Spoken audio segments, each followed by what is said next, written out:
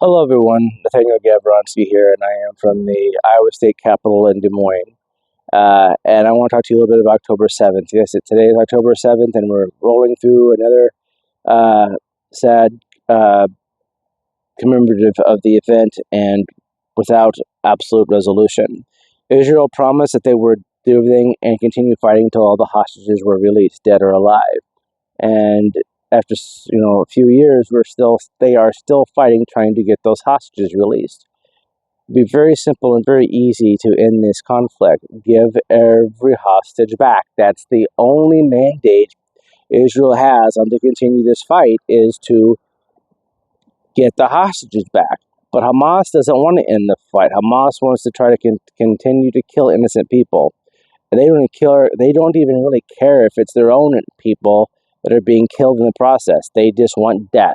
They have this nihilist outlook on the world to where they're going to force everyone and everything to live exactly like they do under rocks.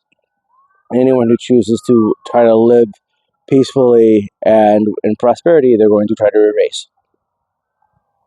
They are not your friend. They are not good governors. They are not seekers of peace. They are seekers of destruction, and they have brought destruction onto this world, and they are planning on continuing to spread that destruction. So from Hamas to Hezbollah to the Iranian mullahs, we really got to understand that this is not just, um, you know, a Hamas issue. It is a greater terrorist issue, and it's being supported by people who don't understand what they're talking about. They are been brainwashed into believing that there are 52 genders. However, if they were to try to go to one of these countries that are funding this, they'd be thrown off of a building. This whole LGBTQ thing for Palestine, if any of them ever showed up there, they would be killed. However, they still support it because in their minds, you have to check all the boxes. You have to fight oppression. Even if no oppression really exists, they have to manufacture it somewhere. We're going to have to get a tackle on this type of behavior because people are losing sight of reality when they think Hamas is the good guy. If they think Hezbollah is the good guy. There are a lot of people in Lebanon that would love if Hezbollah would let them have their own power back. Let them, move freely. Have them be able to travel without being killed for not being Muslim. The same thing in Syria.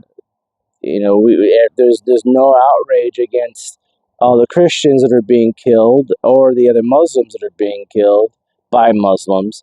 There's just the fact that Jews exist at all.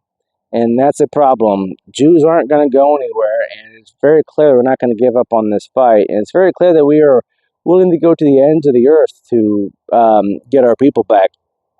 So I don't see what anyone's going to win by trying to continue to fight Israel, especially since a lot of these pro-Palestinian groups hate each other, they kill each other, and if you ever put them all into the same room, I don't think many of them would survive the night because they're intolerant towards each other because they're intolerant in general.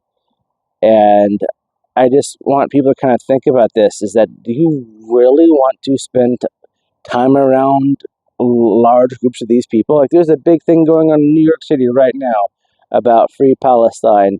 Like I said, there's only two places on this planet I've ever been attacked for being Jewish. One is Ukraine and one is New York City. And I've actually been to Gaza back before you couldn't, all the Jews were forced to leave. It wasn't that bad at the time, but now it's gotten considerably worse because Hamas decided they wanted to destroy everything. They wanted to build bomb shelters, everything. And they wanted to build tunnels so they could attack and kill people. That's not good government. That's not good way of spending, your hard-earned, GDP, trying to benefit your people. If all you're doing is getting your people killed, this is a Hamas problem. When you limit Hamas, you eliminate the problem. There's a chance for the people who live there to have good, prosperous lives, but they're going to have a good, decent body politic that's going to want to focus on improving their lives versus killing non-Muslims. So this is my, video for October 7th. I'm out here in the Midwest doing a bunch of things, but I didn't want to let this one go.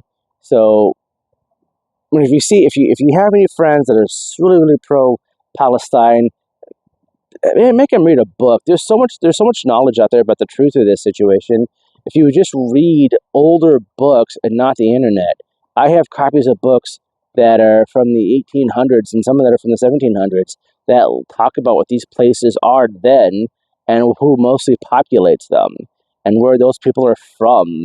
I mean, they very clearly say that this is, the ancient land of Judea that is part of the British and French mandates from the Ottoman Empire that they use with the old Roman names. But it clearly says that Jews are from Judea, and Judea is in the land of what is now Israel. You look at all the historical texts, all of it, it's what it says. So, thanks everyone for watching this. Please pray and put good vibes towards the people that are still being held captive in Gaza. And let's hope that we get a peaceful solution to this, because I don't want the Palestinians to be killed either. I just want the hostages to be let go. I want peace to return back to all aspects of the Middle East. I mean, I'm sure there are people in Gaza that don't want anything to do with Hamas, and there's no reason those poor people should be tormented by Hamas any further. I would like to see Hezbollah dismantled, and I'd like to see Lebanon,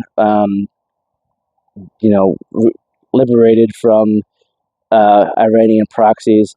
I think there's a lot more to this world than, proxy wars that we seem to be getting into all the place. But if we're going to be able to get to that point, we're going to have to start taking out some of these entities that just want to do death and destruction. So thank you everyone for watching this. Please try to have a good night. Send good prayers and vibes to everyone that you love, and hope for everyone's safe return. Thank you. Have a good night.